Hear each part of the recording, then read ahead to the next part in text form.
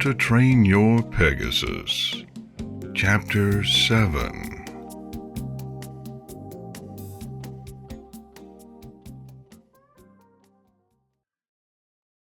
Snowbolt's wings were too sore to fly for the rest of that day, and the day after.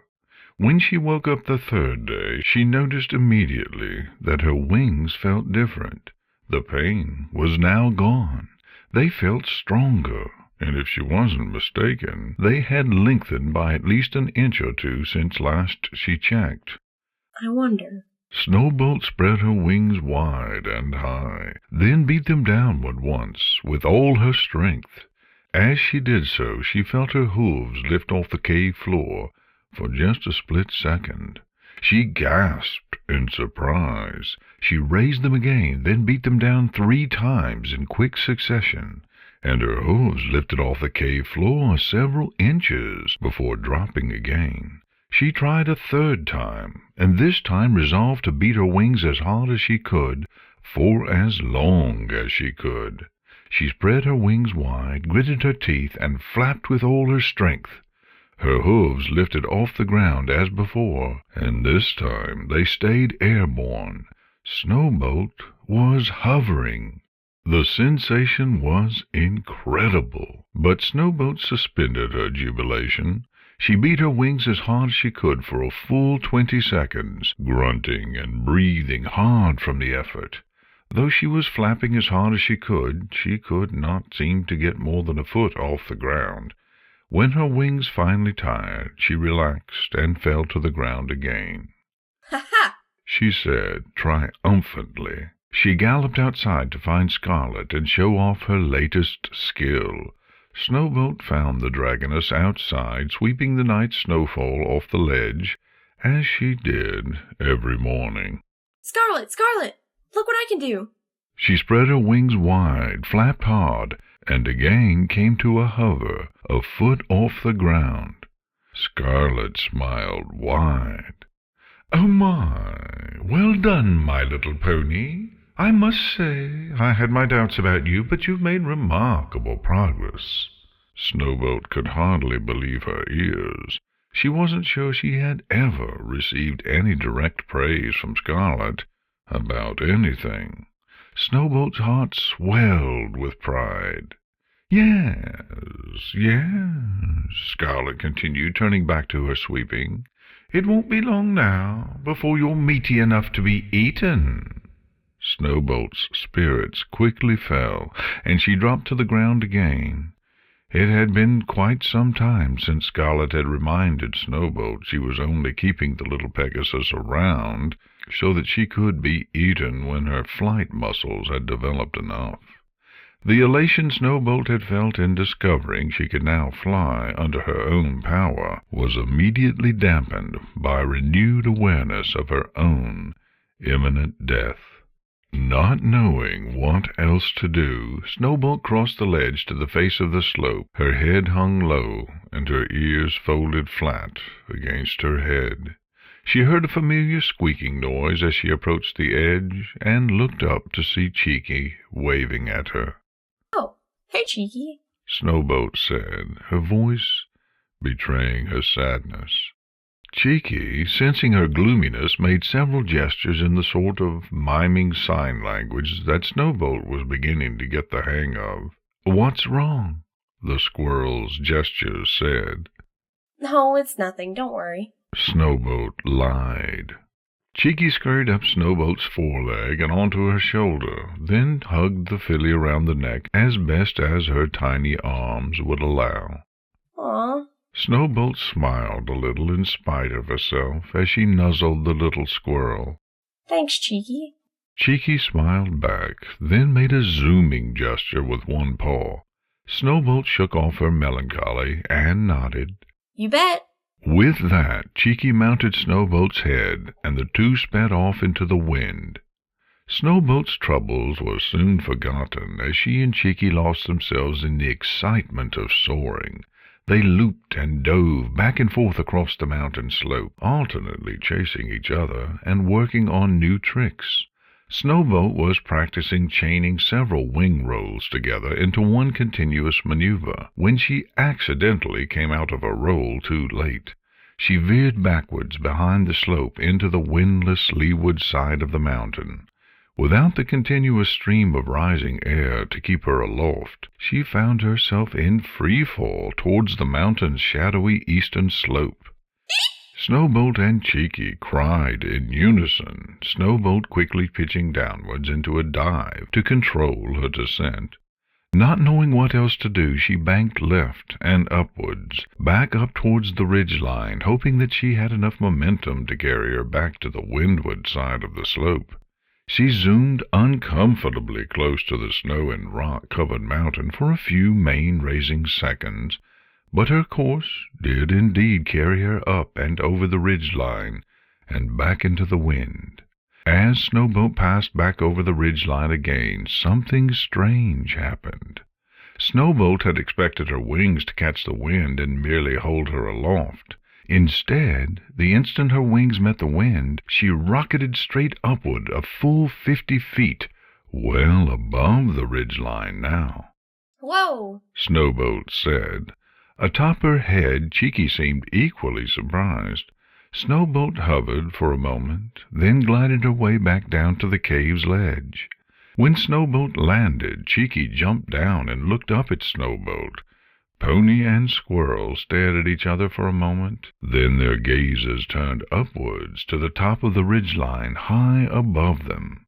Cheeky? Snowboat said softly, her brow furrowed in concentration. What the heck was that?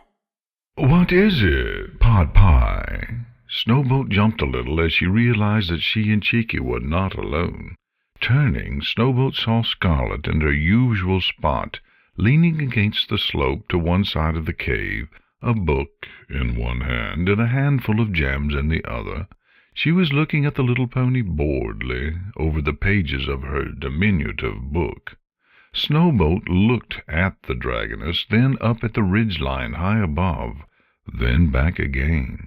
Well, we accidentally flew back behind the mountain, and when we came back over, it was almost like I was going faster than I was before. Yes, Scarlet said around a great toothy yawn. That's the What's-its? The word Scarlet said used consonants and vowels Snowboat was entirely unfamiliar with. Scarlet thought for a moment. Let's see. In your tongue, that translates to something like wind bouncing, and it works just as you say. Scarlet popped another handful of emeralds into her mouth.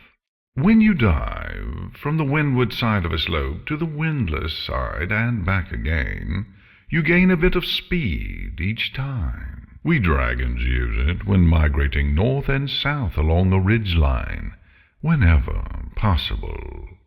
Snowboat pondered this for a long moment. She heard the words Scarlet had said, but she could not warp her head around the idea. Her experience with slope soaring thus far had given her intuitive knowledge of wind and how the rising air worked to keep her aloft. But what Scarlet was saying seemed to fly in the face of everything she had learned so far. It seemed to defy the very laws of physics. Eventually, Snowboat spoke. How does that work? Scarlet looked annoyed. How does it work? Why does it work? Scarlet mocked, rolling her eyes. Pot Pie, it is what it is because it is. If you're so curious, go up there and find out yourself. Snowboat thought about this a moment longer, then decided that Scarlet was right. If she wanted to find out how this new mysterious wind energy worked, she was just going to have to find out herself. She looked down at Cheeky. What do you say, little friend? It could be dangerous. In response, Cheeky scurried up Snowboat's leg and perched atop her head, pointing bravely at the ridge line high above. All right, then. Let's give it a go. It took Snowbolt and Cheeky a few minutes of soaring back and forth across the slope again to gain enough altitude to climb to the mountain's saddle-shaped precipice. They continued climbing until they were about 100 feet above it. Then Snowbolt turned into the wind and came to a hover. This was far higher than she had ever flown before. She took a moment to survey the mountain, the clouds, and the broad snow-covered valley impossibly far below her. Snowbolt gulped. Last chance to change your mind, little friend. Cheeky chittered in the negative and gave Snowbolt a reassuring pat between her eyebrows. Then the little squirrel positioned herself far back on Snowbolt's head, where she'd be largely out of the wind, and Snowbolt felt her latch tightly onto her mane. Okay, then. Let's give it a go. With that, Snowbolt turned left, parallel to the ridgeline, and began a shallow dive to pick up a bit of speed. Okay, here we go, she shouted back to Cheeky, who spurred in acknowledgment. Snowbolt had reached the end of her run, where she would normally turn to the right. Instead, she banked down and left, passing over the ridgeline and into the still air on the eastern side of the mountain. Snowbolt felt a shudder as she passed through the boundary layer between the two air masses. Then she plummeted in near free fall down the shadowy side of the slope. The tree, where she and Snowbolt had first met, was rushing to meet her much faster than she was comfortable with. But at the last second her wings found purchase. She turned up and left, back up the slope and towards the ridgeline. She again felt her wings shudder as she passed through the boundary back into the wind, and just as before she found herself rocketed upward at a speed that was altogether unexpected. When her upward momentum ceased, she came to a hover, but she now had a full 100 feet more altitude than before. Wow! Snowbolt said incredulously. That was... Atop her head, Cheeky was already spurring her excitedly. All right, we'll go again. I was just thinking... Snowbolt surveyed the ridgeline below her for a moment. If the first loop goes okay, you want to try to go straight into the second? Cheeky chittered affirmative. Snowbolt dropped, soared south along the ridgeline a ways, then dove behind the ridgeline as before. Her wings shuddered, she accelerated, then turned back and over the ridgeline. She again felt the sudden, unnatural acceleration as her wings met the wind. Instead of riding the extra energy upwards, Snowbolt continued her turn without banking, more than halfway upside down at the turn's highest point. Her arc carried her back behind the ridge, and she again felt a shudder as she crossed the boundary layer, this time accompanied by a soft whoop sound. She went down through the bottom of the arc, then up again, then up over the ridgeline and back into the wind, and there was a distinctive, somewhat more crisp crump sound as she did so. Snowbolt was now flying faster than she ever had before. She doubted she could have achieved such a speed even in a full dive. It was terrifying, but it was also exhilarating. It was like nothing Snowbolt had ever experienced before. Her wings ached and threatened to be ripped from her body at every moment, but still she continued, completing a third, a fourth, and a fifth loop. By the sixth loop she could hear a distinct whistle as her wings sliced through the air. Behind her, Cheeky was whooping in her high-pitched voice, but Snowbolt remained reserved, completely focused in athletic concentration. After 10 complete revolutions, her wings would not bear any more. Snowbolt broke from her loop and shot straight up and away from the mountainside, higher than she had ever flown before. She glided around aimlessly for a few moments just below the cloud base, but she seemed to be barely slowing down at all. Eventually, she discovered that by turning sharply and flying sideways, she could scrub off speed like an ice skater performing a hockey stop. It took her a full 30 seconds to scrub off enough speed, and after that it took a full 5 minutes to fly back down to the mountain's ledge.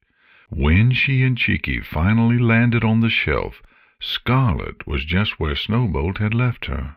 This time she was making a big show of being interested only in her book and gems. Snowbolt beamed a grin at the dragoness. Well, Scarlet, aren't you going to tell me how much worse my flying is than a dragon's? Scarlet only glared at the young foal, then returned her attention to her book, muttering under her breath. Snowbolt turned away from Scarlet to face Cheeky, and the two bumped hoof to paw in victory.